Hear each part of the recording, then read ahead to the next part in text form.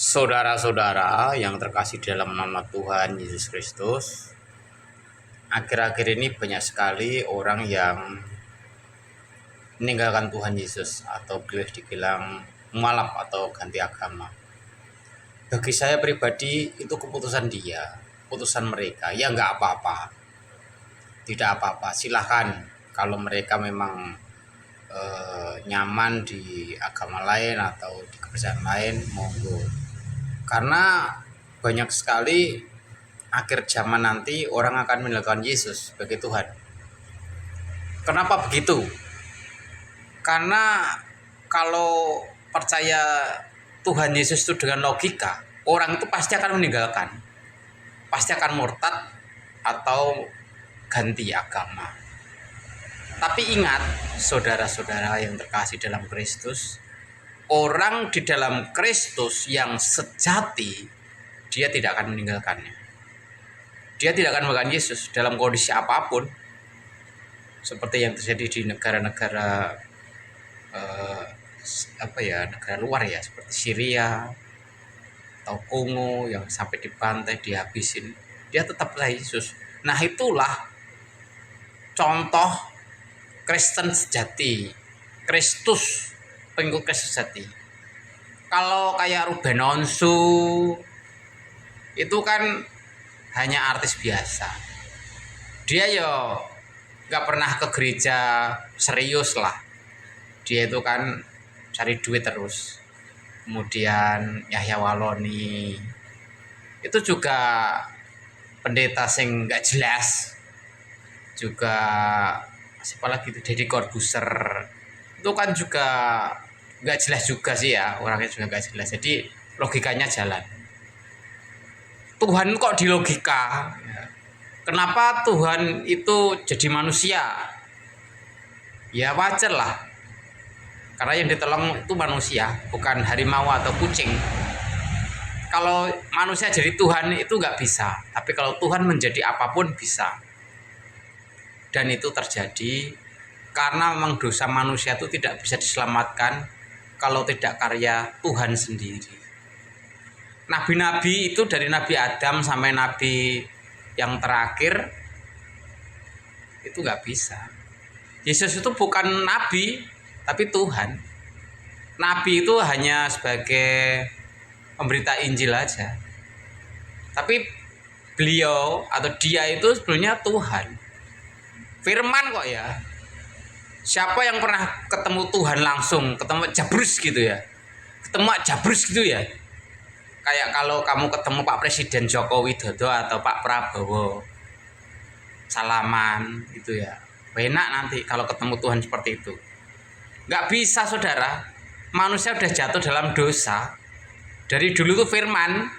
Jadi manusia yang pertama kali Adam dan Hawa itu ketemu Tuhan tuh ya tidak berwujud apapun, hanya firman, perkataan, saudara. Jadi kalau dia harus menjadi manusia, itu karena Adam dan Hawa itu sudah berdosa. Dan keturunannya juga tidak bisa hilang dosanya. Kalau begitu, Tuhan sendiri yang akan bertanggung jawab terhadap semuanya itu. Karena apa? Karena Yesus sendiri, Tuhan sendiri itu diberontak oleh iblis, dan iblis itu ke dunia orang mati, maut. Jadi Tuhan mau menyelamatkan umatnya sendiri. Kalau tidak mau percaya Tuhan Yesus, bagaimana? Ya binasa.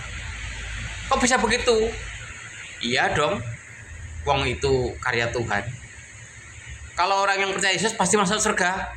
Ya belum tentu masuk surga kalau tidak melakukan perintahnya. Misalkan ada orang yang percaya sama saya bawa obat. Obat ini kalau diminum sembuh. Tapi orang itu hanya melihat saya sebagai seorang dokter gitu misalkan. Dan dia tidak minum obat saya. Ya nggak sembuh, penyakitnya nggak sembuh. Dia pasti akan mati. Obatnya itu karena menyembuhkannya. Sama juga dengan Tuhan.